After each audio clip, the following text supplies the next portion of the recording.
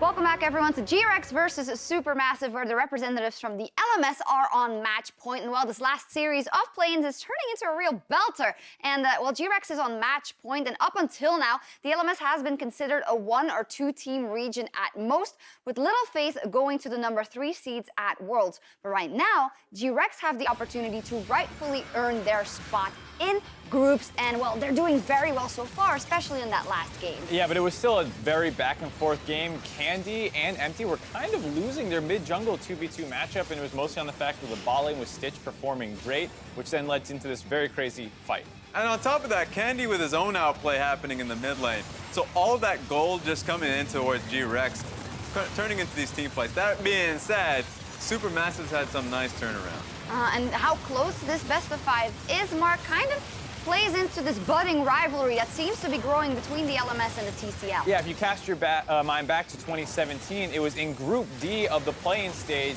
that HKA, the 3rd seed of the LMS that year, was upset by 1907 Fenerbahce Esports, putting them down into the 2nd seed to play against Fnatic, where they lost. Meanwhile, 1907 Fenerbahce Esports did actually advance into the group stage because they had that easier time against a Pool 2 team. So this time around, 1907 Fenerbahce Esports is not actually, and it's SuperMassive who are the ones threatening to take down the LMS. Yeah, no 1907 Fenerbahce Esports, however. It is SuperMassive, and in all seriousness, that TCL squad have been for 2 years now grinding. They kept with this roster even when they had a couple of setbacks, but now they could potentially miss out on yet another promotion on the international stage. So there's a lot on the line for both teams, and I think, Raz, one of the most important things so far has been the bottom lane. Yeah, the bottom lane has been a major strength towards SuperMassive. The only issue here is that it's not a clear, outright advantage now that they're going up against GRX. Stitch and Koala have been having an astounding series thus far. You expect it out of them just because they've done so well in Group D. So for SuperMassive, it can't just be SnowFlower and Zeitnot that comes out with an outright advantage. And it's really impressive if you're looking at the bottom side of the map, what the champion picks are. Xayah and Xayah seem to be the go-to. And I know that Zeitnot loves his Lucian.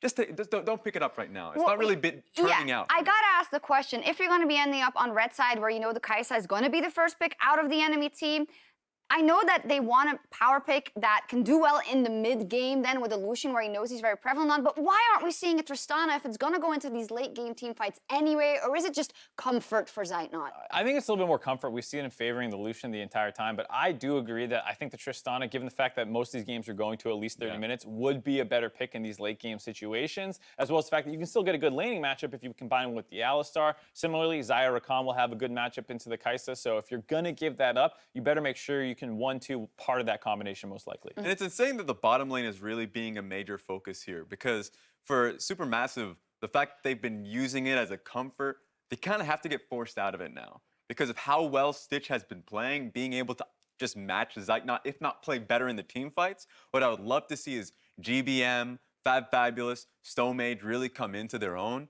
GBM had some nice, iffy team fights. He's been on and off in the last game. The only real question mark for me still has been his champion picks. I know that they've been prioritizing his counter picks.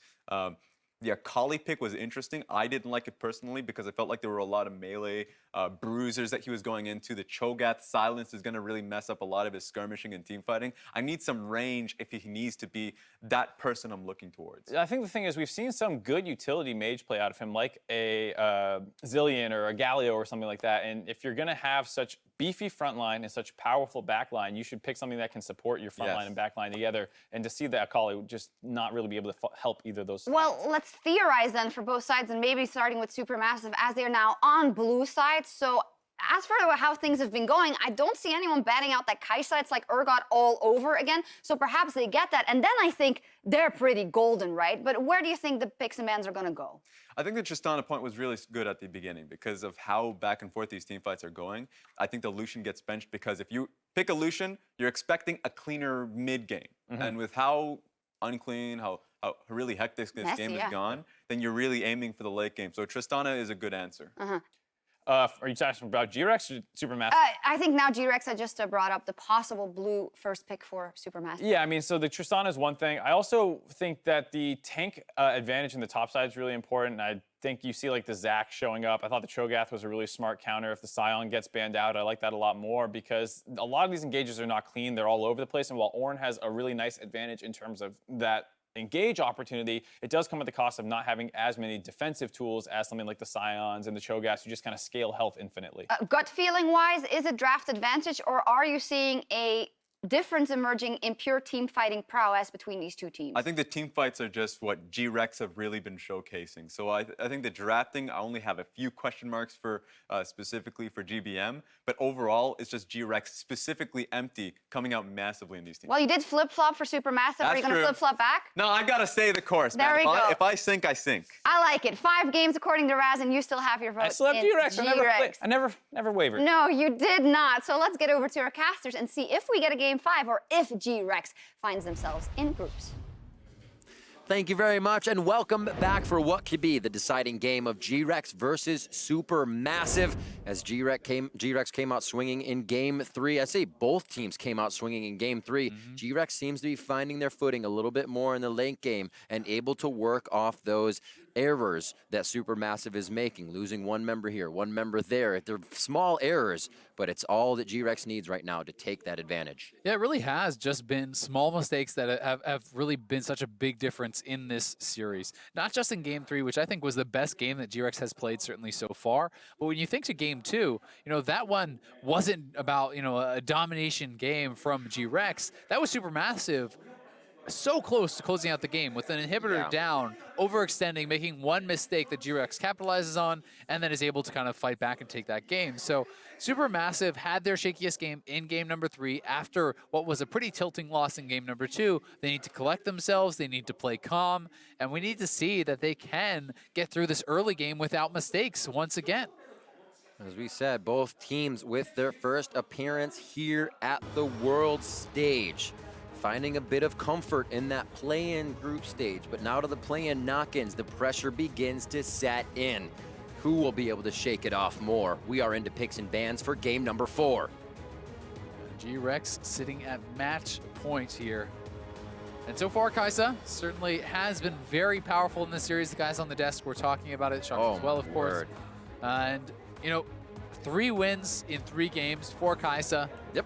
But it's not an unbeatable champion. There are ways to play around it. We have seen GRX heavily targeting the Varus, though, from Zeitnot, and we'll see if that actually slips through picks and bans this time around, because that certainly, I think, is a strong answer to the Xayah if they do elect to leave it up.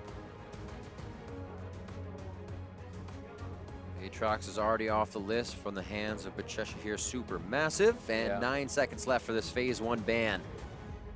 It is going to be that Xayah finally banned out within this series. I think we see a first pick Varus then.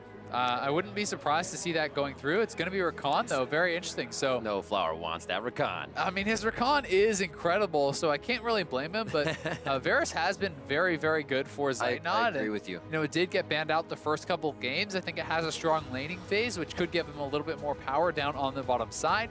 Yep. They may be happy to play either the Varus or the Xayah. So if Xayah gets taken away here, I think you still can go for Rakan Varus bottom lane if they are looking towards that.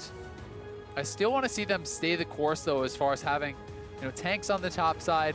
That has looked much better for fabFabulous. Yes. He has not been really a point of power, but he is also not the reason they are losing the games, and that is certainly what he was against G2, as Wonder was dominating him in carry versus carries. So the drafts have certainly improved. We'll see if they do go the way of having GBM playing a more supportive style on the Galio or Zillion, as they were talking about earlier. Galio has been getting a lot of bans in the second phase, but there is the potential to try to grab it up early if they feel that is very important, and it does pair well alongside that Rakan. But we also saw Orianna in Game 1 used very well alongside the Rakan here too. Bahçeşehir SuperMassive selecting blue for this one, and it might be the Lucian lock-in with 13 seconds left. It is for Zeitnot. They say match it up. This might be the jungler for the side of GRX unless they decide to swap these Phase 1 picks against each other. But I was definitely looking for possibly that Galio as well. It's been very big, but GBM's been on the kind of assassin kill train so far this series. Yeah, he definitely has, but he's rolled the line a little bit, with the Glacial Augment Ahri trying to play a little bit more of kind of a utility-based style. That is true. They are going to grab up the Ornn, it looks like, here for PK. We are expecting the Lucian to go bot lane for Zeitnot once again, but GBM certainly could flex that over to mid if he feels that the opportunity is right. Lucian still does have potential to go there in the mid lane, but this very likely means Varus could get banned out, or sorry, like will not get banned out rather, as they are going to be assuming it's going to the bottom lane. Galio taken away from GBM as it has been really kind of every second phase in the pick ban, and we'll see if they want to target more of those utility-based champions if they kind of think those could be an issue. Something like Zillion would make sense. Something like the Orianna certainly would make sense as a fairly safe blind pick that pairs well with what they have, speeding up the Olaf, pairing up with Rakan for that Another shield in there, yep. I love it. As well as the jungler going to the wayside for GRX here. They did that last time, and they feel like they can kind of just go for a Zac or if something alike.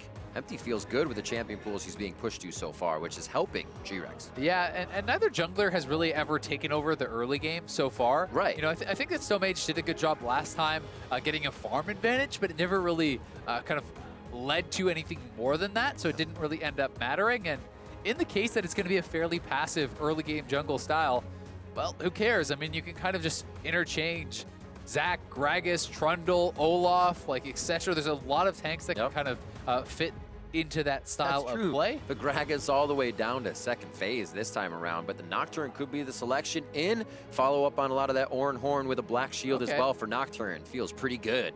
It definitely does. Very different style coming out here from Stitch compared to the previous games where he has been much more about that kind of supportive style jungler rather for Empty. You know, had been playing mostly tank throughout. He did have the one Nocturne play in play-in, so certainly can flip that switch and go aggressive. It is going to be that Orianna. As I mentioned, it was played in game one with Rakan. Works well for the speed up there onto Olaf. For that guy charging in with the Predator boots popped. We'll see what the top lane is going to be. Sion is available, so they could go for something along those lines. Cho'Gath is also up. The Sion, I think, makes a lot of sense, though. For fabFabulous, he loves the Sion. Controls that lane, but also could be a big menace in the team fights. The team's discussing it before they lock it in, and now you see the full lineup for Bahçeşehir SuperMassive. What will the final lock-in be on the side of GRX? As we see some quick hovers, but no selection. They're teasing us. Ryze would make quite a bit of sense. A lot of people do like this into Orianna. Does give you some side lane pressure. There's not really any good split pusher on the side of SuperMassive, no one that really wants to answer those waves solo. And if you lock in the Ryze, you send him to the side lane, you pair that up with a Nocturne who can back you up and look for those 2v1 kills, that's something that SuperMassive is going to have to be kind of worried about later. We also have to track the laning phase here for fabFabulous because while he has done fairly well and fairly even in the tank versus tank matchups, if you think back to game one, it was PK actually getting an early solo kill in the Ornn versus Sion matchup up there in the top lane. So you want to see those mistakes avoided from fabFabulous. Allow the Olaf to dictate the early stages of the game where he should have, that power over the Nocturne and really need to have a better 2v2 performance from this Lucian this game as well. Last game, they were dying in the 2v2. They were getting ganked, getting picked on. You want to see Zeitnot getting ahead of his opponent, who is playing more of this kind of scaling marksman. This is the game SuperMassive needs to show up. Coming in from the blue side, they wanted that first pick. They wanted that Rakan as it was locked in for SnowFlower's initiation. It's what has been able to set GRX off their footing. Will it be able to happen this game? Are we going to a game 5, or will GRX find themselves going to the main stage with their first Worlds appearance ever and a final game win right here in game 4? SuperMassive really has their work cut out for them to keep this series alive as we head on to the Rifts. Yeah, both teams looking for that Worlds group's berth, trying to get through that play-in stage. So many teams have fallen short already. These are the last two teams remaining, the last two teams fighting for that final spot in the group stage of Worlds 2018. Crazy to think this weekend has already seen 3 teams depart from the world stage, with 3 moving on, and who will be our 4th now to enter into those main stage groups? GRX or SuperMassive? We'll find out here if it's in this game GRX, or as I said, SuperMassive can punch back to keep it going. To mid lane, Candy on Ryze, GBM on the Orianna, fabFabulous on that Sion top once again versus PK's Ornn. Stomaged and Empty respectively on Olaf and Nocturne here. We'll have to see if they can get in each other's face to start things off. Yeah, you can already see a little bit of a change here from Zeitnot. Not sure if it is because of the issues that they had in the 2v2 last game, but he swapped from TP to heal. Last game, they were down that heal, and it really ended up making the difference in that 2v2 all-in. Obviously, it's not the same champion, so it may just be something where he feels more comfortable playing heal into the Xayah, but either way, is worth noting. It is that combat summoner, and both the top laners are playing Grasps. No spellbook there for PK. And not as easy for Xayah, but you can still get that effective push lane, feathers to the back, pull him back, get those caster minions cleared with Tormented Soil as well. And we should see SnowFlower and Zeitnot pushed into the turret just early because of that pressure. Yeah, it's definitely the case, and that's something that you have to be kind of careful about on the side of SuperMassive, as W first from Lucian is not something you see every day. Maybe just really wanted to scout out that brush, but it is interesting because then you think, do you want your Piercing Light to farm, or do you want your Relentless Pursuit to get out of the way of a Dark Binding? I mean, you're not fighting now. No, you are not at all. At the very least, you're not fighting till level 3, so not really a fan of the choice. I mean, maybe felt like he needed it because they didn't have vision on the bottom side, so needed to try to scout out to make sure they weren't getting cheesed or anything like that, which I could respect, saying, okay, if that happens, we just lose the series and we're out of Worlds. True. So you take a little bit of a hit there, but oftentimes you're not seeing W until level 4, right? People go Q or E first, and then 2 points in Q, and then W at level 4. So they are going to be pushed pretty far back in that regard. There's level 2. They have quite a few minions to clear before that comes up for them, and it will be under the turret. So some will be missed, but experience gained, so no worries on the levels, as mirrored side scuttle grab from the junglers as they're just off the edge. Little, if they only knew. They probably do. It's not like they can fight each other anyways. So off and running from those grabs. Wow. I like this a lot. They're just mirroring each other. This is perfect. Damage onto GBM, and that is going to taunt the junglers into the fight. Candy says, no, I am low on mana, and this is not ours to win. Yeah, they do back off, and you know, Empty was actually level 2 walking into that. He did level up off some of those creeps, but Stomaged being level 3 and the Olaf just having a lot more early game dueling power is something that he wanted to be careful about. But now, looking to see if he can get in there for a smite. I don't think Empty will commit to this. This was much different in our earlier games where we actually saw them being able to push in from the side of GBM. But GBM not having too much control there as Candy was able to push him around. Control in the lane, but not for the fight. Interesting effect there. As you still see Empty harassing Stomaged in the jungle. He's going to stay for a while. They have all this pressure on the bot lane, so Zeitnot and SnowFlower aren't coming up to help. Yeah, it's pretty annoying there for the Olaf, but it does look like he eventually is going to get it, and he's fairly ahead on farm. You know, he did actually take an extra camp before he went down to the scuttle, which is why he had a level advantage, and does end up securing that for himself. So, yep, Empty was pretty annoying, but he does end up just kind of falling a little bit behind as far as the pacing in that jungle. That Ardent Blaze damage really deterring Stitch. Not so much. Stitch is just taking it all. Happy to be up front. 27 to 25, so not too much CS miss. Great job by SnowFlower to prep first caster minions early in the game without enough AD. As GBM and Candy farm it out 29 to 19. So even though GBM's been pushing Candy back a bit here, he's doing more fighting than farming. Yeah, you can see all those pings on a Stomaged, so he was spotted as he went over to threaten Candy there. And the roam down from fabFabulous gets them another ward in the jungle, so they really want to track Empty, and they look for a fight here. Black Shield on. Quick hits in the battle dance back from SnowFlower as they deal nice damage advantage and health bot lane to SuperMassive. Yeah, Stitch took quite a bit of damage there, and Ignite is available, so there is always kill potential if you can catch him, but Stitch still did have his health potion available, so probably can't go for an all-in just yet without kind of working him down a little bit more. Koala feels much better about the Black Shield on this one. At times better with Grand Entrance. He doesn't have to worry about an Alistar coming in every time he tries to save Stitch. But low on mana, they definitely have to be careful on the side of GRX so they don't get initiated on. PK, face check into the brush, but it's going to just be a back and forth between these two tanks in the early part of the game. PK's already stayed in lane to get a few of those passive builds off of his Ornn mallet.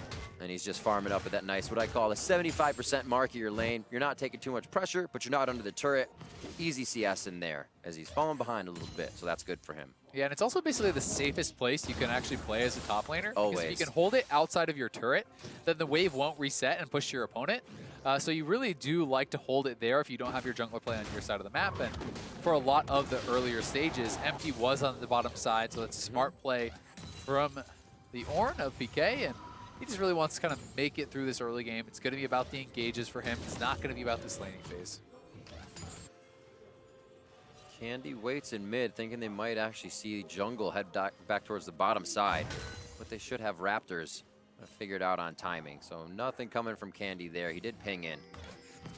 Looks like they're just trying to set up maybe something for down the road if they can find Stomaged back on his bottom side of the jungle. He's heading towards top though, and Candy's got to be careful. His GBM has been quite the focus this series for Stomaged when he's able to get in with aggression. Predator on and Predator out. Yeah, that one was a bit ambitious. I don't think anything much was going to really happen there. It's worth a try, I guess, but they're actually going to try to go for the fight here. Realm Warp will put him in front of GBM, but that could be a Shockwave ultimate to keep Candy in place. Damage down to Stomaged. Dragon's going to come up as he is angry about the fight in his den. And here's the Ornn Horn. Blast code over. Oh, what a shot by PK! Eagle Eye Ornn Horn coming through. And Zeitnot tries to deter Koala and Stitch from any more fight. PK bowls the strike, getting first blood there on the Stomaged. That was a nice teleport. You see that coming in, and you're kind of thinking, well, is he really going to be able to do much? And that was a thing of beauty. Wow. PK been pushed back to his turret all game, says, oh, look, I could get something off of this. And he very much does. He'll be happy to walk back to lane on this. Turret's already pushed up, so the wave's going to come back to him in the end. That is such a great play for the side of GRX. Yeah, that was honestly fantastic for them. And again, GRX able to get things going in that early game. Despite the fact that Stomaged should have the priority in his kind of early levels against Nocturne, Ryze made the faster roam and the TP came down from his top laner, so Stomaged has no opportunity to really turn and fight. Oops. Nobody saw that minion miss. 66 to 49, so GBM can't afford to do that too much. He definitely needs to start picking up the gold so he can hit those item clips along with the rest of the team. We did see him kind of have an even lane and come up big with 2 kills in a fight. And that kind of seems to be the way that SuperMassive has been hitting par in the early game. Good in lanes, don't lose to PK and Candy, which is kind of the expectation of coming into this series. And then a wham, bam, thank you, man, when it gets the time to fight. Zeitnot, GBM come up big. We'll see this river fight one more time for your Acer Predator replay. Yeah, here is the play again. Stomaged flashing over the wall, sees the blast cone, does get tagged with the initial hit, and PK just knows he's going right into the pit. Bowls a strike, gets the first blood. They're loving it. Awesome to see Toys there as well. World champion himself, Toys from the Taipei Assassins, there to help coach Team GRX now. And it's got to be a lot of wisdom he's able to bring to the team. Good bit of experience to have on the squad for sure. A lot of these World Championships really does come down to the mental fortitude that it requires actually playing at this stage. You're so far outside of your comfort zone. You're playing against better players, you're playing with a bigger audience, and it really does become very difficult if you don't have a lot of mental fortitude. And people that have experienced that, people that have been through that, like Toys, can help to prepare the players for what they are going to have to deal with on these big stages. And sometimes it's just hearing it. You know, being nervous is okay right now. Yeah. You know, sometimes that's all you need to hear, and it can settle a few of the nerves that you need to make the plays. I can't imagine being at a different setup, different place to cheer of the crowd around you and still having to perform. These guys do it as much as they can, and they've been forced to do it for the past few weeks. Coming up on 10 minutes now, 500 gold lead, small for GRX, but big plays around the map are gonna make them feel good as they get PK going. It's been a very big thing for them. Again, harassing Stomaged at those Raptors, and again, they take them away. Yep, and while it is not that big of a gold lead, Empty is now 6 on the Nocturne. Olaf hasn't been able to get anything done really whatsoever here for the side of SuperMassive, so GRX is going to be feeling good, and they could actually look for a fight here if they want to. Ragnarok still there. Stomaged knows he can hold it. Not too much damage coming through just yet from the mid lane. His tier being stacked up by Candy still. Not a lot of item spikes to be had Even with all the bits of aggression on the map, not too many people are falling. Quick cleanup in the clear here. 103 to 86 on that bot line as Zeitnot has picked it up. Yeah, they really have. They're playing this 2v2 a lot better this time around. You know, getting themselves a CS advantage down there and working quickly towards that Blade of the Rune King. They do have level 6 on Rakan now, so if the Black Shield is ever wasted, there is the opportunity to look for those aggressive all-ins. No ward over the pit just yet. It looks like that will easily go down. A little bit of movement speed for the side of GRX, and this team, they would love to have that. Realm Warps to follow with the Nocturne ultimate, bringing a lot of people to the fight. They could get everywhere and have a very omnipresent global team that can be around the map. And it's so fun to see really good players using the Realm Warp because there's so many different creative ways you can use it. Obviously, you know, to use the escapes and for the Ryze to chase someone down. But you can also do things like sending the Nocturne and the Ornn into the back line, using that as another way to engage. And all of a sudden, the Ornn is coming in from behind you while the rest of the team is charging in front. And it can be very, very disruptive. Just one of those things that it's like, it's really high risk, high reward, right? Just thinking how silly it would be to have a Nocturne ult, and then you see him come in through Realm Warp. And then he just does the 1-foot ult where he just kind of dives forward. I'm here. Here I am. It's those things that you just don't think about, so it works. Yeah. They'll never expect it. 12 minutes coming up on the clock. And we have yet to see that Nocturne Paranoia actually cry out across the rift and put SuperMassive into fear.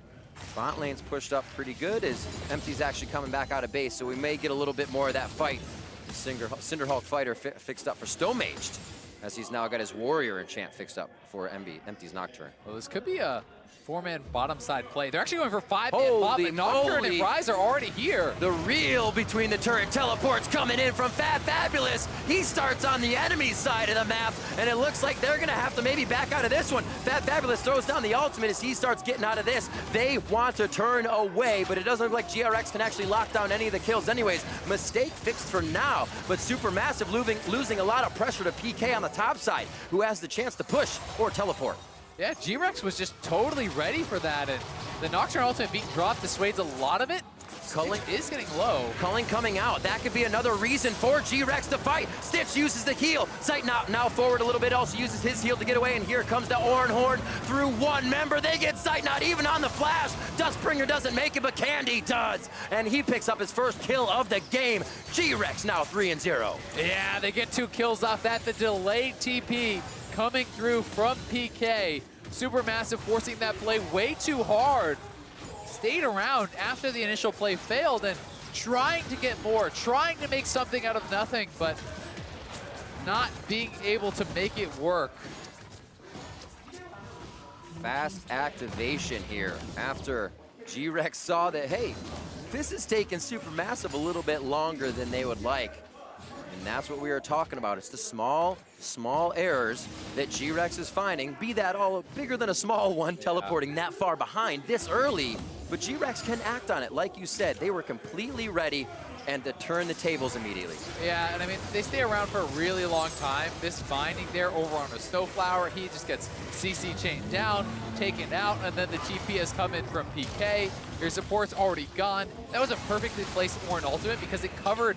If he walks back into the team, he's gone. If he flashes forward, he can't create enough distance to get over it. So PK on these teleports has been 2 for 2 on the ultimates and really having an impact. Knows how to use his forehead. Knocking those through. Big noggin PK on this Ornn. Accurate noggin. Accurate noggin indeed.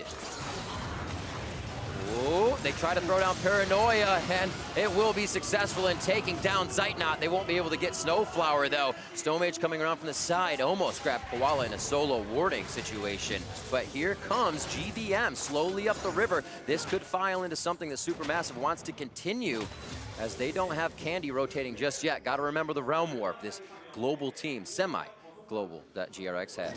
It really is feeling like SuperMassive is just trying way too hard to force something. It's almost like they think they are just losing the game much more heavily than they are. Yeah. They really were not very behind before that bottom lane play. And then again, here on the top side, Zeitnot is like dashing towards the turret, under the turret, trying to 2v2 them without knowledge of where the Nocturne is. But he had heal up, so... He did have heal up. Yeah, they're going so hard for these plays. You're right. It just feels like that feels a bit desperate. You know, it feels like they are thinking to themselves, we need to make something happen now, and I don't believe that is really the case. The game is certainly far from over. Orianna has incredibly good scaling. You have double tanks on the top side. You have an explosive engage from your Rakan. Yes, Xayah probably is going to outscale the Lucian, but I don't know. I feel like you could just play a calm game still from here on out and have a good shot to win. Absolutely. Don't have to worry about PK too much in the bot side. He's kind of facilitating everything for himself. Kills, a solo kill on fabFabulous in that first game. And now back onto the Ornn again. Feels like he can just run the map when he has this champion, and we're seeing it here in game 4 on that Ornn for PK. Koala a little too close for comfort. The culling almost killing him, but it's going to be the ignite from SnowFlower to come through his Stitch, trying to be that body blocker. Rift Herald picked up by SuperMassive, and they're gonna have a little bit control on the map after feeling like they've been behind. Yeah, it's nicely done for them. They get the Rift Herald, they get a kill. Really, they're not very behind. They're down 2K, which is a significant lead. But if you can pick up a turret with the Rift Herald, you cut that in half. You certainly still are going to have your opportunities. And this is just feeling like the pressure getting to them. Ever since that game 2, they have felt a little bit more fast and loose. They have felt like they are trying to force things where the plays aren't necessarily presenting themselves. And want to see them play a little bit more patient, a little bit more reserved. Wait until those opportunities come to you. Wait until you have vision on the rest of the members, so you know that the play is going to work. Decent warding by SuperMassive has found its way into the top side of GRX's jungle. GRX has only been able to place one forward ward. A lot of what SnowFlower wants to do on this Rakan relies and is based on those wards, having vision of one or two members. Koala almost, or I should say, did go down as a result of that just last time. And that's the first kill that SuperMassive was able to get, that one onto SnowFlower. Still looking for a few more as they have swapped lanes now and put the marksman top. Yeah, looking to continue this 2v2 up here. They're still pretty far ahead, you know, as far as the farm goes at least for this Lucian. Both on one item. Empty does have his ultimate back up here, as the observers are showing us, trying to clear out these pockets of vision so he knows where he can ultimate from. SuperMassive should be aware that he's up here though, and really kind of play with that respect to Nocturne. You can't afford to take these fights. As you said, it's not just the Realm Warp, it's also the Nocturne ults coming in, it's PK and his teleports, which have been so impactful. It's scary. Nocturne ultimate already onto GBM in the mid lane. They are able to take him down immediately. He doesn't go anywhere. Empty's actually very low. Black shield on. Here comes fabFabulous with the far lane. Absolutely decimates him as the Ornn Horde comes through. Shield your eyes from the ornographic material. Stomaged is going to be going down. fabFabulous may be next as they try to turn the fight. And Zeitnot is just a little too late for the party. Yeah, the re-engage there was so good from SuperMassive, but Zeitnot was not in position. They didn't have the damage to follow up because GBM went down without getting his shockwave off. Lucian's not there. That's all of your damage, really, and GRX will take another win. 3 kills for just the one. They'll get the mid lane turret, they'll take the dragon, and they are looking really good in essentially this final game. They find any fight and say, oh, this is ours. Crazy. 2 turrets deep. We have it, even without having placed vision up here anytime recently. Everything's been on their side. They're in for the fight. Yeah, and it looks like the stopwatch just barely missed time. I believe he actually got stunned by the Morgana ultimate coming out of the stopwatch. So he couldn't actually get, you know, his shockwave off. And unfortunately for him, it's a really tough timing because the Nocturne Fear was also there, so you have to kind of work in between those. And this was a great re-engage. If Lucian was there at the same time, I think they can win that fight. Unfortunately, he was nowhere to be seen, but they do now drop the Rift Herald. They get 1 turret. They're trying to push up and look to threaten a second. We'll see if they go too far. EK is trying to stay on the front line. Searing charge backwards means he loses a bit of that ground movement that he could get back into the fight Ryze. with. Candy just on the end. Ornn Horde is about to come off a cooldown. PK can use it. Fires up the Horde and he slams down the mallet. In goes Empty and he tries to get the kill, but he can fall. Empty stays alive. They've got Stomaged on the run now as Zeitnot and fabFabulous try to run down mid lane. GBM's already been wiped out of the fight. There's the grab onto Stomaged. Oh, he puts himself back into the frying pan. pan, and he's cooked up with the rest of the team. Yeah, Stomaged goes down, so does GBM. Another great engage here from GRX. They're pinging over towards Baron. Not sure if they're going to want to start it up. It is very early in the game to do so, but if you get the Baron now, the game could very well just be yours, and they're going to make the call to go for it. Stomaged still down. Empty is running out on the map. Doesn't have Smite just yet, but it's looking like SuperMassive may be too late to challenge. fabFabulous is going to try his hardest to get in here. Dark Binding is nice, but SnowFlower still wants to crowd control the team. He has his quickness. He can get in and charm them up and at least deter the fight. Zeitnot trying to put damage onto PK, gets hit by the Dark Binding. Koala is hitting true, but he's out of mana now. He can't offer too much. Get in there. Well, 1,700 on the Baron. fabFabulous is low. That's going to be a smite for Empty, and they do grab Baron. The Ryze ult! Koala's left out to dry, but that's all right for GRX. So well done there by GRX, buying so much time, escaping with that Realm Warp. I mean, that was like a 20-minute, 30-second Baron start. They do it in the face of SuperMassive, and It took a while. SuperMassive a little too hesitant to actually commit to the fight. I don't know if you can actually afford to give up that much this early. Zeitnot was very nervous to enter the fight. Clearly didn't want to actually get CC'd up and knocked down, but there are a lot of low health bar here, and maybe he could have actually committed forward. And here's the engage one more time. The root, Nocturne goes in onto Lucian. Zeitnot barely able to get away as Empty does get taken out here. I do believe Empty did escape just barely. Yep. And Stomaged did get chased down. And this is what prompted the start of the Baron. Not sure if we're actually going to get to see that as just accepts his death as he's bound up, would have gone down. And here it is Baron one more time. So this is kind of the point I'm talking about. With Binding on cooldown, I feel like Zeitnot just needs to go for something. You need to try to get in and actually commit to the play, see if you can make something happen, but they wait a long time. That actually went to 40 health after the smite. That could have been a fabFabulous auto attack steal. Oh, would it have been fabulous too, Xayah? Oh, it would have been. I really can't help but wish Zeitnot got in there a little bit more aggressively to try to force that, but it was very well done by GRX. They make the risky call, they get out. And that catapults them. Yeah, I mean, they're 6K ahead with the potential to pick up a few thousand more gold very easily with this Baron power play. Deep breaths from SuperMassive as they try to look for a window, a possible opening to split the composition of GRX and find themselves on the other side of the rift. Right now, it's been a very one-sided game with only 2 turrets in favor of SuperMassive as GRX has now taken out the outer ring, looking at only second tiers, and we're 23 minutes into the game with Baron.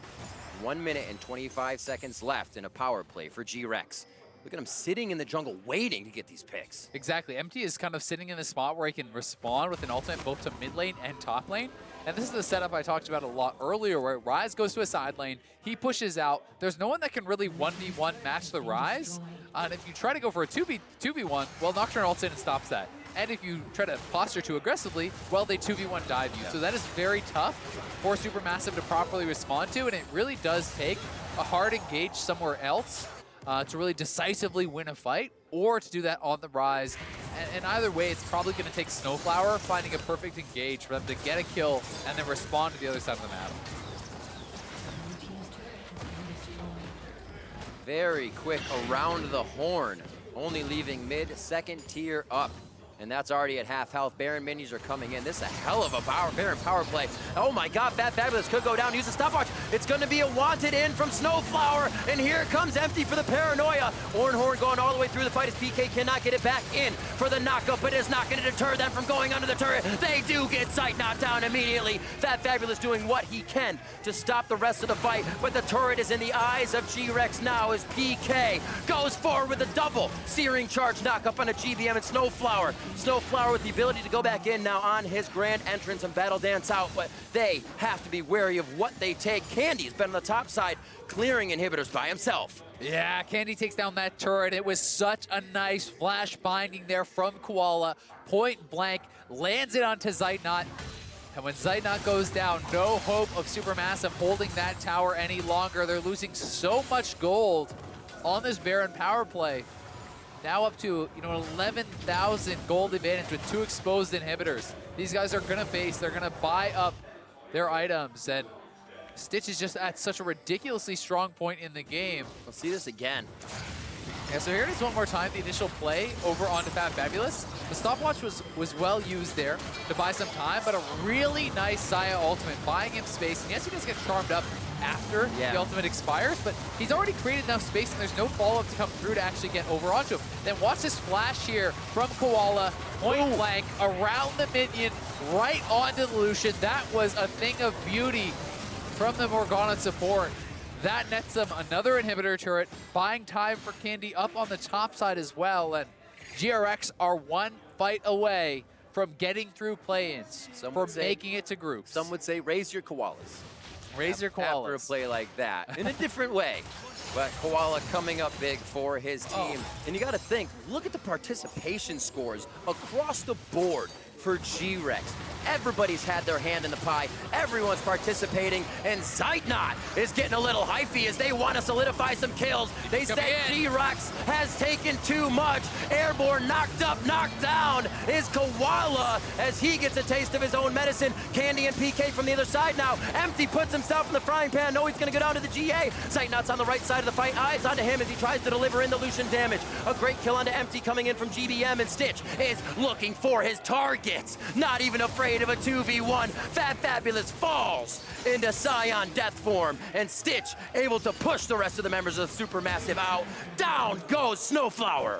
And this could do it. We'll see. They're actually not even going to try to push the base. They won't, no. They're just taking an inhibitor, and wow, I'm actually really surprised they're not even going to try to go straight for those inhibitors. At the very least, they will take the Infernal. They're trying to play it calm and collected, and right before that fight, Stitch bought an entire IE. He had that much gold in his bags. I didn't know we had coupons in League of Legends.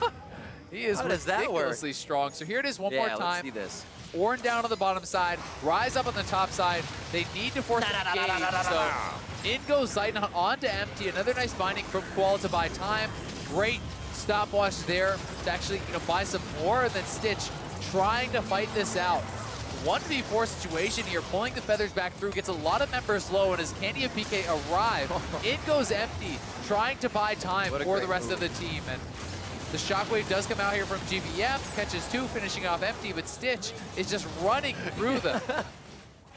Stitch just barrels through, and you can see how scared Zeitnot is at that moment. Yeah, I mean, Stitch is ridiculously strong right out of that fight. Oh my god! He upgrades the IE with the Ornn upgrade there, so the Infernal Infinity Edge just is completed. Under triple the damage of Zeitnot.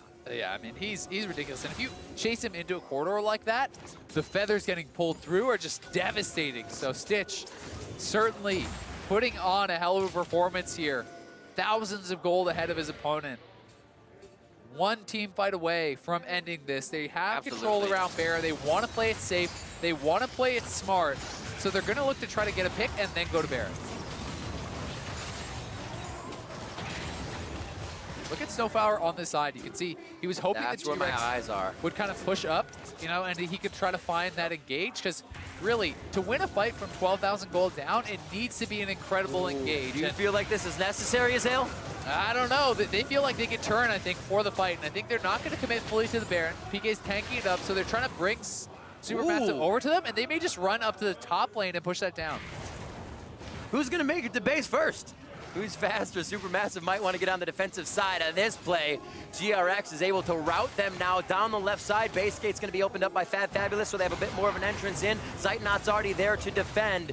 And it's just going to be a slow defense. GRX is now going to play the yo-yo game until they get SuperMassive where they want them. It's minions in the bottom lane, though, that fabFabulous has to respond to. So a beautiful Realm Orb right over to Baron. Teleports there. There's wards all over for fabFabulous to get in. Eyes on Stomaged for the Rakan. Where's SnowFlower going to go to the back line with his quickness? Ornn goes out but doesn't do too much damage. Koala is taking a hell of a lot of damage to start. PK is not in a good spot. And so far, so good for SuperMassive to find the fight that could become in the next few seconds. fabFabulous is going to be the first one here to get some base checks in. They don't have a lot of vision to do this, so it's a very haphazard walk-in for this initiation for Zeitnot. He is in the face of Candy, almost two-shot by the machine gun mage. Candy gets out alive. Quickness is used. Huge battle dance and entrance there as GRX can now re-look at the fight. Big damage from Stitch. Sonya's onto Stomaged as he is forced to use a bit of that utility. It looks disgusting, Azale. A clinic here from GRX if they can win the fight, but it is going to be Candy shut down first. fabFabulous trying to deny PK, trying to deny Stitch. Koala, 200 HP from going down, and it looks like SuperMassive has turned the tide of the fight. PK is going to go down, and GRX is looking sore on this one. SuperMassive against the odds and kite out the fight. Such good positioning, such strong presence of mind there to play that calm through those tense moments, and they get 2 kills. They're the ones going for the Baron here. Empty is alive with Flash. He could look to steal it. Stitch is here as well, and he is ridiculously strong. An amazing series of absorbing whatever GRX could throw at them. And now, 30 minutes in, SuperMassive start the Baron for themselves with GRX and 3 members on the side. Featherstorm dodging out on the dissonance move coming in from GBM, denies quite a bit of the damage, and Empty will follow the team back to their base. The minions are going to get the inhibitor in the bottom lane. Huge wave up in the top lane here as well. GRX do stave them off, but oh my god, this game is close. You would not believe that that was from a 12,000 gold deficit. Absolutely. It's not even that GRX is giving the respect. It's that GRX taunted Baron and then actually didn't know how to deal with SuperMassive. And SuperMassive is just taking the respect. They're saying you must respect our team fighting ability. You must respect our chance in this game.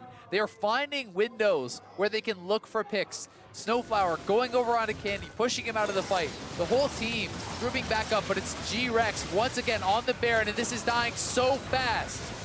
SuperMassive, if SnowFlower is there, it's a possibility. The quickness charms everyone up. Right now, it is literally the best tool they have to stop all damage towards Baron, to get SuperMassive into the fight. And if SnowFlower can get in, there's a very good chance each time. But it's so hard now for SuperMassive. No teleport available. The bot lane is going to be pushing in with super minions. Good calling out of the Koala, though. Down to half HP. Does get him low, so SuperMassive have to make a play now. You either go bottom, answer that wave, GRX will start Baron, or you try to force Baron on 5v5 immediately, and that's so hard to do from this monumental gold deficit. So they're gonna send people down to bottom lane to try to push that out. And we're getting... That means GRX will go right back to Baron. It's getting close to the impossible Elder Drake as well. If that's a 4th Infernal in favor of GRX, that's a forced fight for SuperMassive as it comes up. Yeah, definitely could be, but at this point, when you're that far down, maybe you just give it. You're living on a hope and a prayer at this point anyway. You need to have a fight that you have vision around, that you know what is coming, and they at least know that GRX has not started the Baron yet. You can see Ryze is getting sent down to the bottom side of the map. He may be tasked with pushing this wave in and actually pressuring some of those turrets, some of that base down on the bottom side, because he has his teleport available and fabFabulous does not. The ward wars are in. And the way a ward war usually works is you place yours, muddle about, and lose that area. There's a lot more wards in the inventory of GRX, so that they go up for a long time fight right now, that vision can be won by GRX. The small things definitely coming into play this late in the game, as I'm looking at summoner spells up as well. A few flashes and heals on each side about to come up, and probably before that next fight. Yeah, you always have to keep track of the vision, keep track of those summoner spells. They mean so much going into these late game fights where one mistake could decide this entire series, send a team home from Worlds. And Empty is onto the Infernal, but SuperMassive doesn't have the ability to challenge us. They don't have vision in the area. They don't have, the knowledge of where everyone is. And if you step forward and have one bad fight, the game ends just like that. So they need to pick their moment, and they're going to try to look for a fight where they at least have vision, where they at least know what's going on. But it's GRX onto the Baron once more. Whoa, they started with 3. They actually have Candy on the bot side to teleport in on this one, and he can't get fabFabulous can't get there. Teleports down for him. Ornn comes out. They got 2 into the choke point on the bot side of jungle. But here comes the rest of SuperMassive on the backside. A nice hit up by PK in the searing charge. And a very much resurrecting Zeitnot, trying to stay alive as he gets himself back up. Relentless pursuit to safety as PK will now take down SnowFlower, and this could be it, Xayah. A fight on 2 fronts. They're TPing in the base. Could not handle. That's going to be Stomaged going down. GRX looking great inside the base of SuperMassive. Unstoppable as he gets into the base. fabFabulous stays alive as he can give one last ounce of breath with Zeitnot to defend the Nexus. GRX looking to move on to the main stage. 18-8 in one of the bloodiest series we've had as teams Zeitnot try got to one. make it. Fabulous low, but it is GRX, Stitch, Koala, and PK to put the finishing touches on the game. They know they've got it. They're padding the stats. GRX has to feel fantastic in their first ever appearance at Worlds. They're gonna be making it to the main stage. SuperMassive doing everything they can to stop them, but it'll never be enough. GRX is moving on. And what a series from the LMS third seed, 3-1, battling back in multiple games, getting stronger and stronger throughout the showing, throughout the day. They really did earn it here, and Stitch has put on such an incredible performance throughout the group stage, throughout the knockout stage here today against Zeitnot and SnowFlower. And what a lane that was to watch. I cannot wait for what the rest of Worlds has for us. Hot damn. We're just getting Awesome started, Rim. game so far. What a series. SuperMassive almost pushing it to 5. But the team on your screen, GRX, will be making it to the main stage here at Worlds, one step closer to the Summoners Cup. Yeah, and now it's up to decide which group they will be entering into and how far they can go, as you say. This is just the beginning of their journey, and a bright future for a lot of these young players here coming onto the stage, performing very well. LMS third seed did not make it into the group stage at Worlds last year round. They got knocked out in the play-in this time. GRX makes no mistake about that, 7-1 throughout the play-in event, including the knockout stage. A very good performance from them, but honestly, this series felt a lot closer than the scoreline will show you, because it's a 3-1 on paper, but SuperMassive, they were this close to sealing game number 2. They would have been up 2-0, and you can look at a totally different series, a totally different mindset going into that game. I think it's a lot closer than what the end game tells you, but also the stats coming in by the numbers were in favor of GRX. For what an awesome showing from SuperMassive here on the world stage. For more on today's action and to cover the group draw, let's head over to Shocks and Friends for World's Cooldown. Thank you very much, and welcome everyone to World's Cooldown, where we will look back on the teams that prevailed through play-ins and predict how they'll perform in groups before we call it a night. Just some final words maybe on that best of 5. We saw GRX makes it in the end, but it was hard fought. Yeah, I mean, this was, I think, the most evenly matched. I think other games might have gone back and forth more, but these were like closer, it felt like, in gold, where it wasn't like a 6K gold lead that one team wins, and the next game someone gets 6K. Yeah, and I felt like two teams really learned something. I thought SuperMassive got much better drafts. The two players really came out shining. I thought fabFabulous looked a lot better going out of the series. And then if you look towards GRX, I really did like the fact that their team fights got much better. PK was a standout for me alongside Sketch, so I really liked the team fighting there. Yeah, I definitely feel like Candy underperformed a little bit, I think, because I was expecting more from him out of GBM, and GBM did a really good job, so not to take away from Candy. No, I just thought he would have done a little bit better with Empty, and they ended up not being nearly as much of a focal point as the bottom lines.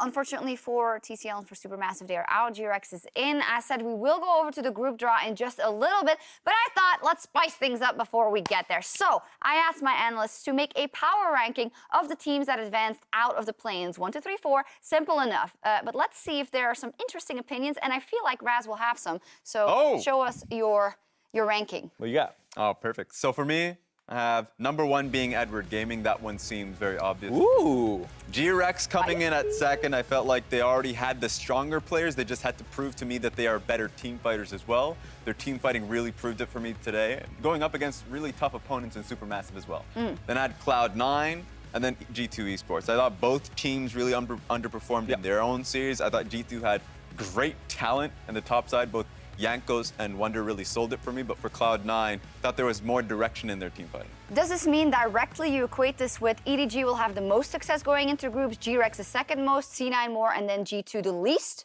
Yes, but remember they're being put in different groups. But congratulations, C9. You got yourself the 3rd place out of the 4, but I think they have the hardest group out of everybody. And they also end up in the hardest one. I don't hate Raz's ranking. I thought that was very kind to C9. So what changes do you have? Let's take a look at Mark's. All right, let's see what they do with mine. I had a couple interesting selections. There we go. That's what I had. So yeah, I like this. EDG by far the best team in play-ins. They look like a team that could actually get out of one of the groups they're getting placed in. I feel like the other 3 are going to have a really, really, really tough time getting out. How come you were so different and then your thinking, like, because it's completely opposite of what Ryze had for the bottom three. So for me, G2 has a consistent power point in Wonder that like I feel like he is the best Western top laner and can go toe-to-toe, it feels like, against some of the best Eastern top laners, Korean, Chinese, whatever it is. And so I have a lot of faith in that, and I think that they can figure. It feels like everyone here is still figuring out their drafts, and it's nice that they had this extra bit of playing time that maybe they can go in a little bit more prepared.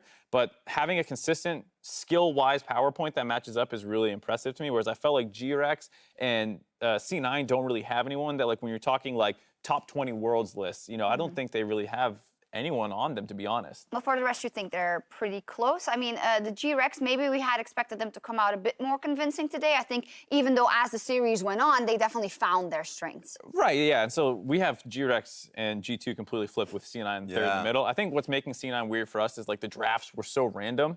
A little bit, where it's like they're just not taking Kai'Sa all of a sudden and picking Draven Thresh when Kai'Sa's up. So that was hard for me, but like I didn't see the explosiveness I was expecting to see out of GRX. It felt like they really struggled to find definitive plays. You know what? But that's a really good subject already, and what people rely on going into a larger main stage. Yeah. Where you look towards a very direct strength in Wonder. And I think that Wonder is going to perform very well going up against the top-tier talents, perhaps in either Group A or Group C, wherever he gets drawn in. But the team play that I saw from GRX, I think, is going to prove not devastating. I think that teams are going to have to, like, they're going to be able to deal with it. But it should make them competitive if they once they get put into Group D. Yeah. I would agree that G2 might have had the worst team play that I saw and relied very heavily on brute forcing those games through.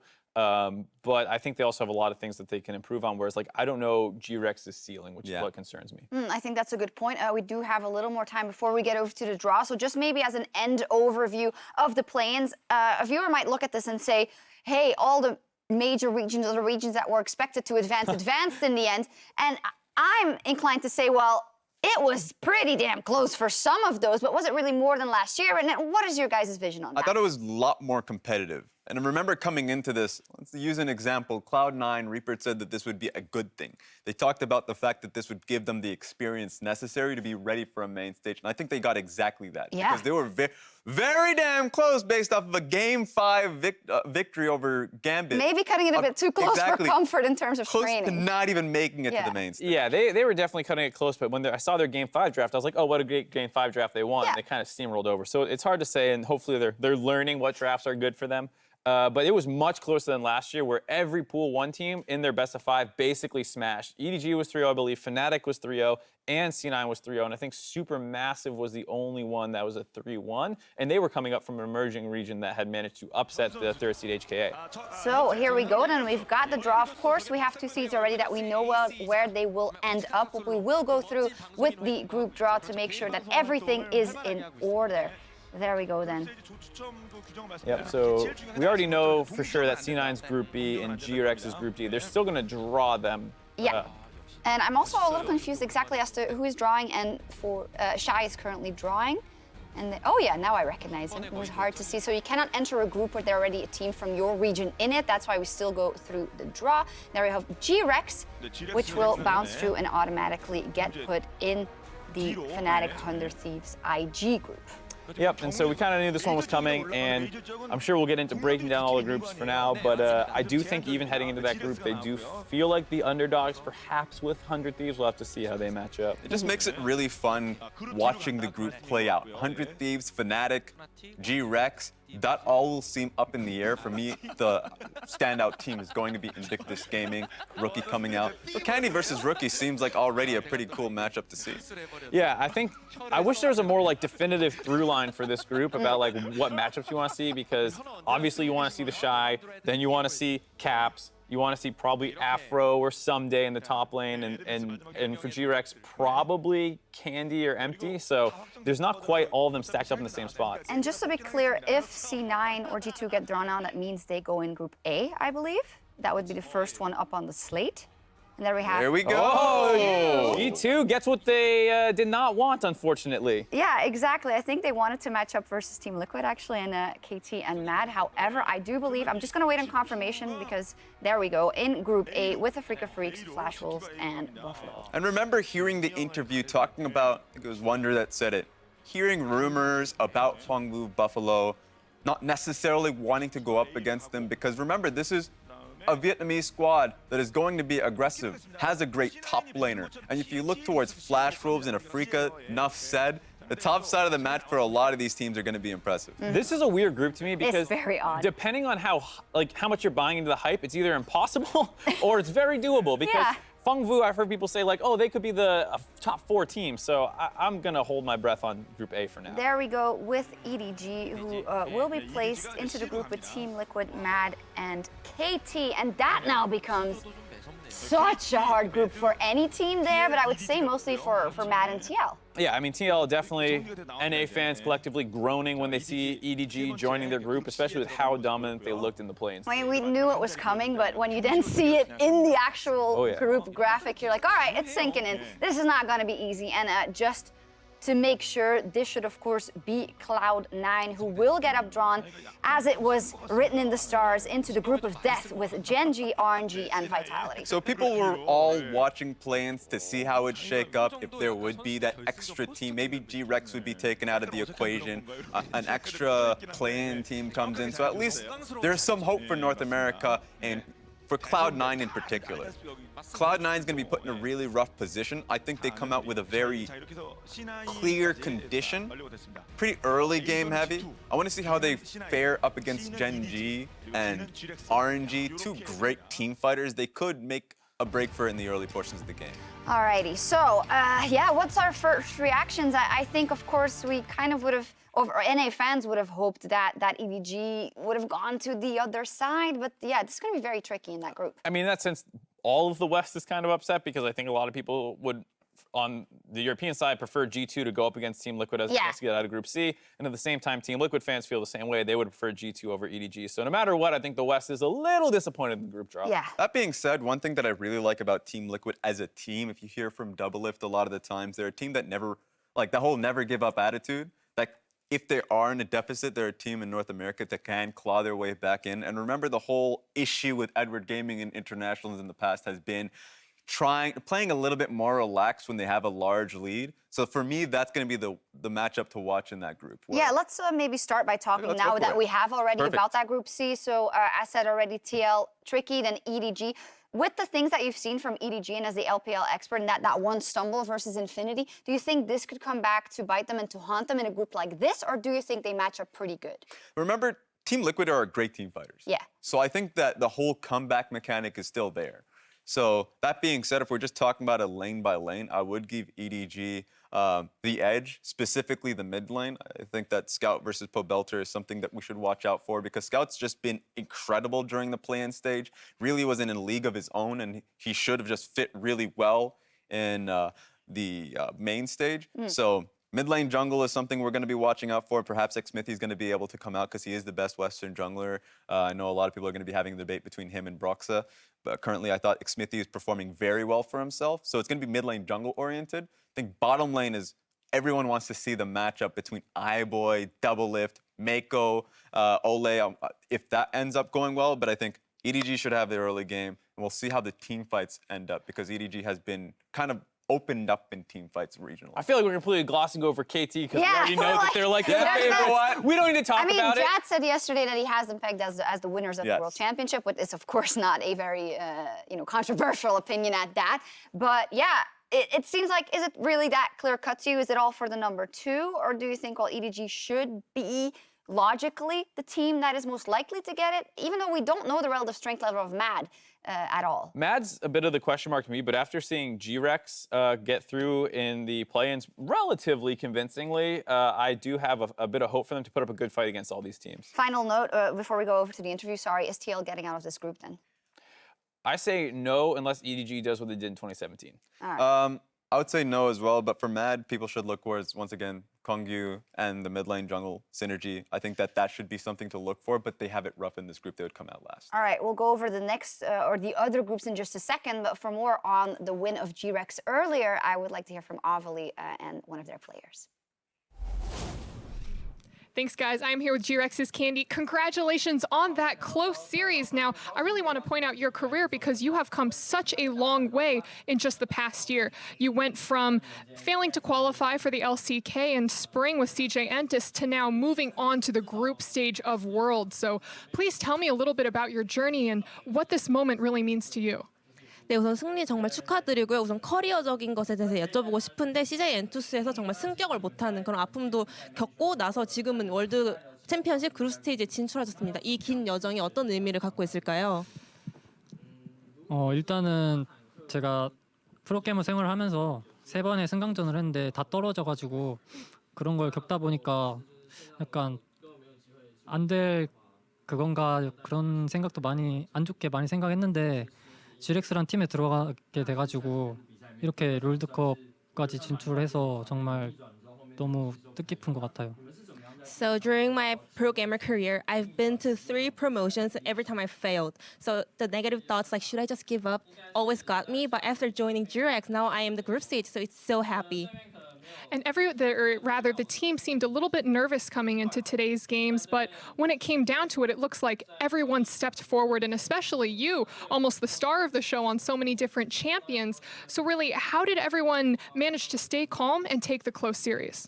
사실 경기 전에 GRX 선수분들이 조금 긴장된 그런 모습도 보였고 특히 캔디 선수는 정말 주인공 역할인 여러 챔프를 많이 하셨는데 그럼 팀원 전체적으로 어떻게 그런 긴장감을 좀 잘 컨트롤하고 경기에 임하셨나요?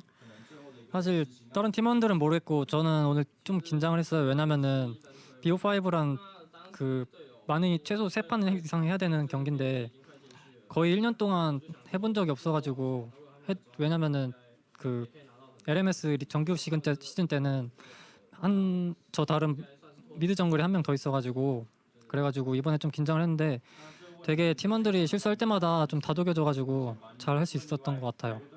So basically, I was nervous before game because it was best of 5. It means I have to play at least 3 games, and he has never experienced it in the past year because he always had the sub-mid laner, so he never experienced it in the LMS league. But today he was so nervous. But every time he made mistake, all the teammates were like, "It's okay, you're doing good." So he was able to kind of keep calm and chill and move on. Will you be moving back to best of ones in the group stage, in which you will be placed into Group D along with 100 Thieves, Fnatic, and IG? So what do you really think are the strengths of that group, and how are you going to match up? 네, 이제 그룹 D에 편성돼서 다시 단판제를 치를 건데요. IG, 푸나틱, 100 띠부즈를 만날 겁니다. 네, 그 전력을 어떻게 생각하시고 또 거기서 어떻게 활약하실 것 같은가요? 사실 되게 힘들 것 같아요. 되게 힘들 것 같지만 그래도 최선을 다해서 몇 세트라도 따내는 게 저희한테는 좀 의미 부여가 좀 될 것 같아요. I can say it's gonna be a big challenge, but I want to get as many victories that I can get. Well, Candy, thank you and the best of luck to you. That's it for us here. Back to you.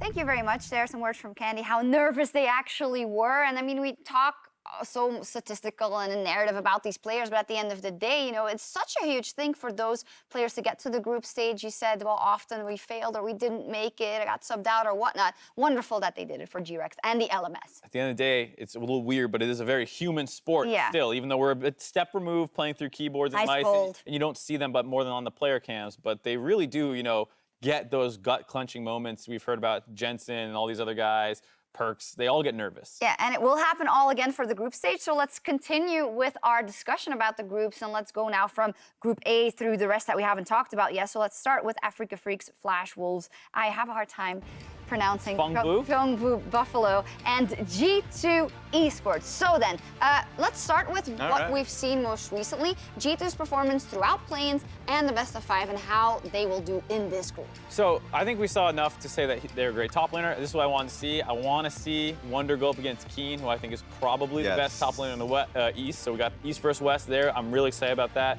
The rest of the team feels pretty up and down. Hjarnan stepped up a couple times today, but also lost some of his lanes. Same with Perks as well. Jankos was either ineffective or had some great early games. All around, I think the thing that defines this group for me is like how erratic it could be. Because Africa Freaks were sometimes up and down in their own region.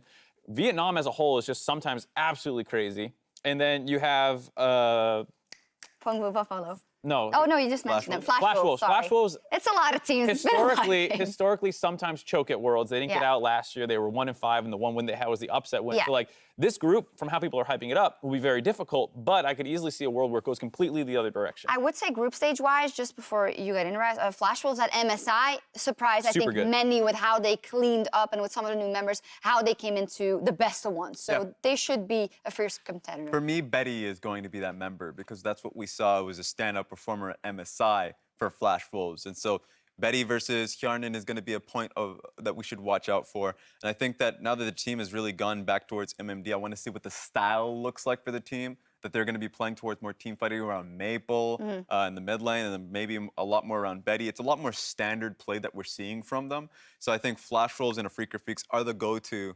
And with Keen, I just want to see what he's willing to pick in the top side. I know a lot of people are just bored as hell seeing Aatrox and Urgot. Maybe he just conforms, but when it comes to Keen, he is much more willing to go towards like a carry top. Quinn, Yeah. whatever he's feeling. Craziness. Fiora is an option lately, so I want to see if that's something he picks up. Gut feeling, without seeing any games, it does feel like in a FLICKR Freaks Flash Wolves getting out there, or do you guys disagree? I think so, just based off the recency of what we saw out of Flash Wolves at MSI and the fact that they continue to do extremely well in their own region. But they do historically do well at MSI and then do poorly at Worlds. But I don't Yeah. want to lean too far into that. I do think that those are the two favorites. Let's move over to Group B, the impossible one to predict, honestly. Gen.G, RNG, Vitality, and Cloud9. I just don't know who's going out of this one. I feel like you have to make a joke out of it because Gen.G and RNG are so good. Yes. But I think that for RNG, I think we can definitely still say that. Also the MSI winners and whatnot. I'm obviously not counting Gen.G out at all, but it is, again, that story of like coming through the gauntlet and not being at the top of their game yet. They did that last year as well, and then they won the World Championship. So what are we thinking? I think that while I will go the same track and say that Gen.G and RNG will come out of this group, this is usually the type of group that messes people up in their pick'ems. Because you have Vitality and Cloud9 that are both crazy teams early on in the game. Like, if they come in with Blabber, and I think they should, and if Vitality, with their same playstyle, if Jizuke comes off, and I think he will, then these games, they will get games. There will be no 0-6. You know, clip it right now. There's no team going in 0-6 on this But group. at best, we're looking at a 2-4 for the Western teams. Yes, and so I think that consistency in team fights will be what Gen.G and RNG provide, and they'll come out. But this is going to be a crazy group. For now, a realistic yet depressing reality for Western teams. Mark, do you have any good news At least for we us? have fun. We can pull out the popcorn. It's Yeah. not going to be end too. You have some good news for us, or what? What's going on? What you got? No, nothing. Really racking my brain. Well, well, possibly. Let's go over to Group D then. So, Fnatic, 100 Thieves, IG, and GRX. Now, with the addition of GRX, I think this was already a cool group. This is like a cool group because you have a lot to build off of, but I think there's more uncertainty than in the other groups. And I say that for a couple of reasons. Fnatic, hyped through the roof, smashing Europe, of course, this year, but you don't really know when it comes to these best of ones in groups. IG, such a hyped up team, should be the best team in that group, but last time we saw them internationally and with Rookie, it also went to the wayside. However, it looks like this is a different story. GRX seem to be able to do a lot of things when they get an early lead. 100 Thieves, same story if they get a good game. So I don't know. You guys make sense of it to me. With Invictus Gaming, the international audience will not know them very well because you're right, the last time they saw them internationally was when they had Cacao as a jungler. A long time ago. It was quite a while back. So in the LPL, they were known as the most consistent team in the regular season. The regular season, they had some incredibly, like, their stats were crazy. In fact, they only lost 2 series out of both splits. And so that's something that we should watch out for, the fact that they're very crazy, incredibly bloody as a team. They'll fight you early. And so I have them coming out at the top of the group. I have them coming out first. and that's Rightfully what I'm so, I expecting. believe. So I think this is actually the most fun group probably to watch Yes. for just a general Western audience because you finally get EU and NA fighting for something that kind of matters in a sense where it That feels like could be second in Group place, A yeah. and Group C, they're not in there against each other. Group B, it feels like, all right, well, have fun battling for third. But Fnatic and 100 Thieves hopefully feel like they're both actually battling for second a little bit. I think Perks versus Rookie is going to be insane to watch just in general as Caps, well. you did this. You did it again. I always This just mess up man. their- Do you know Yes, The I do difference know- between You're Caps just and trying to Perps. tilt Yes. talks. I know you're trying to. I'm not trying to. You keep doing It just comes out to Yeah. Yeah. Caps versus Rookie is going to be super duper fun to watch. Yeah, it will be. So, in summary, IG, strongest team, should be #1. Is it then a 2-horse race or a 3-horse race? Because I don't think we should count out GRX just yet. I was about to say that GRX and 100 Thieves are turning out to be great team fighters. And if that's what's going to be coming through from both 100 Thieves and GRX, the issue is that Invictus Gaming as a squad tend to change everything, or at least really start to falter versus team fighting. Versus the ARAM playstyle of 100 Thieves, I think that's going to be an issue. Yeah, I think the other problem for both GRX and 100 Thieves is Fnatic, despite not having like great gold leads, you know, so you're like, oh, they're not a great early game team. They're actually fantastic at closing games out, and that's my concern if I'm a 100 Thieves fan is like, we're best in the mid to late game, and Fnatic's usually closing it out by then. So you don't feel like you have a great matchup in your own group against IG or Fnatic. GRX you do have a good matchup against, but you're gonna have to find some wins elsewhere. So, $1,000,000 question. Up until now, we've got LPL, Korea, and LMS getting out of the groups. That's it. Tell me who your two teams are for this team. IG Fnatic, I am sorry, NA, I did not predict anyone to get out. My B. For me, I have Invictus Gaming and, He's looking for a controversial opinion again because he's usually right. He's got some good profit. He's actually Sometimes really good at predicting what will you happen. need like the cosmic energy to come to you. Like what's channeling? I think this is like I'm sorry for anybody- it's almost a curse. For anybody that watches reads my Twitter, I'm probably gonna flip flop at some point because 100 Thieves always gets me as a team because they're the team that got memed the most with so many question marks, but obviously came to Korea and started boot camping as a team. So I think they have a much higher high that they're showing. That being said, IG Fnatic. Yeah. I think this represents well how, with like all the hype in Fnatic and whatnot, you never freaking know in a best-of-1 group stage, and crazier things have happened. I also put a lot of stock into Aframu personally, because he's kind of like this guy, you know, at MSI with CLG, they made it all the way to the final. I'm very happy that he's back on the international stage. Yeah, Aframu's leadership, but I think that like there are going to be some key roles to look at. Top lane has Someday and the Shy. I think Someday should have some great games for 100 Thieves. And then if you look towards Soaz, I think obviously the top laner is a big point. And then if you look towards the mid lane, you already mentioned Caps versus Rookie. So there are so many iconic matchups to watch in this group if you have any interest there. And then I think PK and Candy will come into their own once they get into this group. People have already seen a sneak peek of their play during the play-in group stage. So there are a lot of great individual matchups that should convert into a win for some. We can talk about this forever, and I'm definitely super, super hyped for that. And if you wanted to know my vote, I think IG and Fnatic are going to get out because, like, duh. Come on. If you wanted to meme that, whatever. However, you mentioned a couple of those players that were doing great, and there were a lot of standout performances. If we pull up our MasterCard players of the game, why are you giggling? My producer joked in my ear about something. Oh, there we go. Never mind. So for GRX versus SuperMassive, they were SnowFlower, Stitch twice, and then PK on Ornn. So there we go. Yeah, Stitch had some great games. And I think the one with SnowFlower could have gotten 2 games because his Rakan really came out ahead. So it tells the story of the series very well, though. exactly. The bottom lane was a primary focus in the end game. The last one, PK off of his Ornn pick. So I think that a lot of the games did come down toward the bottom lane, and the tank ended up winning, I suppose. Yeah. That's how that story We ends. do have to go the other MasterCard players. You can talk in seconds. So okay. Here, it's there. You got nothing, son. For I'm G2 taking the Esports time. versus Infinity, I'm sorry, I just want to like get this out there so that you can talk about what you like. Arce, Jankos, Wonder, and Hjarnan. This also kind of paints the picture of what happened, you know. Arce and Infinity with that awesome game 1, then Jankos with the strong early game, Wonder with the Urgot all over, and Hjarnan in the end carrying the game. So there we go. Yeah, and I think Wonder definitely performed super well every single game. Huge CS leads, probably player of the series, but at different points, other people had more impactful games, I guess, in the turnout, especially that last game, Hjarnan really silencing a lot of people with a very good Jhin performance. And I cut you off before, so what would you like to say? I was going to say the second series just, I thought the meta that developed was something we can expect to see more of over the group stage, where it felt like a lot of the other ones were like, here's Aatrox Urgot, let's try and play some shenanigans and see what counters them. And then they were both just like, no, ban, play other things. To that point, I think that the series we just mentioned too, where Hjarnan got onto the Jhin pick, and that really started to play through. When you got to see more of the Jhin playing out, and which is a good counter, or at least you can play into the Kaisa with that.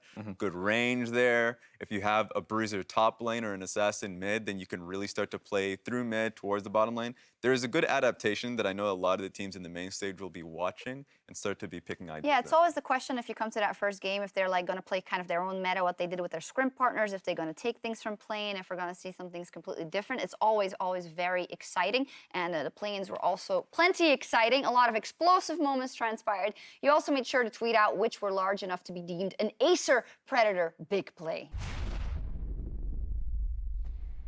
First up, Trichromatic had a lovely poem to describe his feelings towards the C9 support. C9 is blue, Gambit is red, Zeyzal's a beast. I'm going to bed. I feel you, buddy. Let's hit it, yeah, okay. We can look at I can't tank that easily, so Shen. Do we want to look the turn? Yeah. Just turn it Olaf. He has no flash, right? Yeah, no I'm flash. looking, I'm turning, I'm turning. Here? Yeah. I got it. Finish him, Get finish Olaf. him. Mouse, Go back. Nice job, guys. It was very far away the screen, so I couldn't exactly see what It was his famous flash play. Oh, yeah. It won them the game Yes, 5. it did. Sorry. There's been like 42 games. Excuse me for that. Can't remember all of them. No. Next up, Sir Ordinary figured Zeitnot wasn't fine settling with a quadra kill in game 1 versus GRX. Stomaged getting knocked back, almost drunk under the table on that one by the explosive cast. Zeitnot's on the bottom of the fight. He starts off real quick with one. Stitch forced to back out. There's the double kill already as Zeitnot continues to pile it on. The shock and awe from SuperMassive is just too much for GRX. fabFabulous not stopping for the turret this time. There's the Quadra. Oh my God, the Quadra into a penta for Zeitnot. I believe that is the only time at Worlds someone got a triple kill, a quadra kill, and a pentakill. I stole this from Jat. We were trying to double check it. Not 100% confirmed, so if I'm wrong, tweet at Jat. Yeah. But Aren't you, Jat? Who are you? I'm the assistant. budget Jat. There we go. Oh, God. Okay, last one. Finally, Roberts number 49 said what we were all thinking. What an outplay by G2 Wonder. I want to do it, okay? You want to do it? You really want to do it. You're gonna die, it's fine. You just stop the blank, buddy. You just stop the blank. You can tank and stop the blank. Okay. I'm gonna 1v2. Okay. Nice, good off. Push me, Xin died. You look to fight now as well, yeah? I'll push top, I can buff the wave. Holy shit. Too bad, okay? They're almost too bad. They'll play kill. You can press them. I read on social that we apparently didn't give enough credit to Wonder for the outplay specifically. Because I remember we were watching and you said, well, yeah, it was an outplay, but actually Aatrox could have also killed Urgot. I mean, it's true. Like, if you just press R, like I said, at the top of the day, you get the bonus AD at that point, which is pretty massive, and you probably kill him right away. But Wonder did have to play that super well to punish the fact that he wasn't doing that. Yeah, the entire series, too, I felt like Wonder was the standout performer for crazy. G2. So give him Urgot, give him Aatrox. Don't do that. Keep giving it to him. If you're watching, If you're a definitely G2 fan, Group A. There you go. I don't know if they're watching us. Well, who knows? Anyway, make sure that you guys are tweeting with that hashtag big plays all tournament long so that we don't miss a single one of the big moments of Worlds 2018. So then, we return Wednesday, October 10th at 1 a.m. PST, 10 a.m. CEST with the Worlds group stage in Busan. And look at that schedule. Man, you know, we thought we already had a lot of action, but it's really all kicking off now. KT versus Team Liquid is our first game. So don't go to sleep. I'm just talking about the people in North America, 1 a.m., just so you could watch Team Liquid At least versus that KT. one. Just get a view of that one. I agree. And then EDG versus Mad, Boom Boom Buffalo. I'm gonna get it someday. Flash Wolves, and then Freaker Freaks versus G2 Esports. RNG Cloud9, Gen G Vitality. It's like Christmas, isn't it? World group stage. And I think you're going to see a lot of interesting things early on, especially Group A. I'm actually really interested in the Fung Vu Buffalo matchup versus Flash Wolves because I want to see if the hype that we're hearing behind the scenes lives up for both of these teams, and that should answer it right away, not just like who wins, but how the actual game looks in terms of skill level. Is there an upset on day one? For sure. Like, I has to be Call one. it. Oh my goodness. I have to you see know the what? schedule again. All right, you know what? I'm doing it. I'm doing it. I'm saying it. I'm not gonna say who it is. I'm not gonna. You're just gonna have to tune in to my pick'ems. You know, but I think that Plug in yourself. what's going to be real fun, I think it's going to happen at the back end because that's when we're going to see Group B playing out their games. And I would love to see Cloud9 versus RNG, Vitality. I think those are the ones that are like really spicy. That once again, I said that we're not going to be seeing 0 and 6 in that group. we may still see the top of the, like, Gen.G and RNG are still the best in that one, but I still think there's a lot of fighting in the bottom half. Yeah, so everyone call in sick Tuesday. Yep. Or Monday morning when the games end, your boss will probably be in work. You can call up. I can't come in. I was watching LOL all night. Oh my gosh. Yeah, there we go. I'd also That'll like to work out. thank you too, by the way, for being my analyst. You know, it was not as scary as I thought working with an NA analyst, Mark. You've worked with NA analysts before. What do you mean? I'm just kidding. I'm working in, because people say I bully you, which I don't. I just want to thank you both. Raz, Yeah. lovely as always, and Mark Z also, yeah, fantastic job. I hope we entertained you guys at home as well. We definitely had a lot of fun and just fun covering all of the teams. It were some fantastic storylines, but that's going to do it from us for Play. And so for myself, the casters, the entire live broadcast crew, thank you so much for watching. We'll see you in Busan for groups.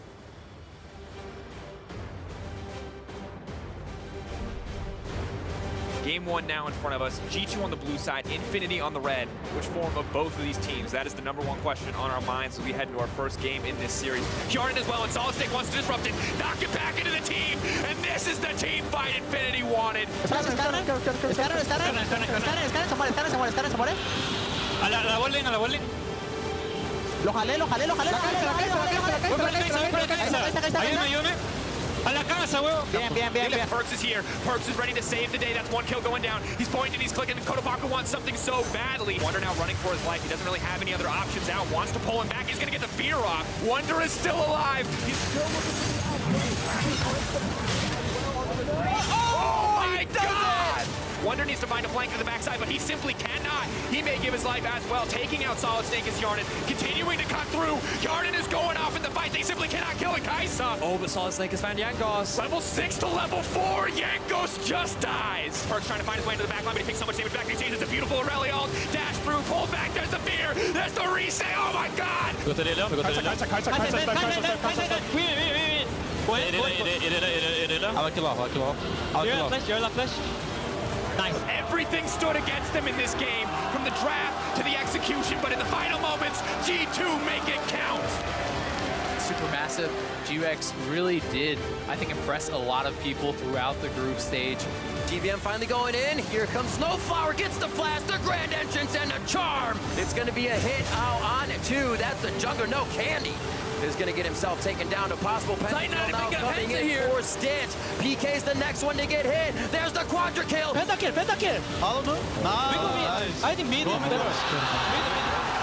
they're onto the back line. They're trying to get away as Stitch. He goes down immediately. Stomaged getting out from under the turret. Koala's going to be the next one to go to possibly as Empty gets pulled in. A Fear Beyond Death. GRX starts to go low. Fear Beyond Death gets onto Candy, but he is able to resurrect with World Ender. Stitch goes in. The Captain Rain gets the double kill. It's okay. Nice. Candy very low. There's the second dash in. DBM doesn't have much more damage, and he goes down to Candy. GRX take the game, finishing it out and putting themselves at match point. Shield your eyes from the ornographic material. Stomaged is going to be going down. Stitch, Koala, and PK to put the finishing touches on the game. They know they've got it. GRX has to feel fantastic. They're going to be making it to the main stage.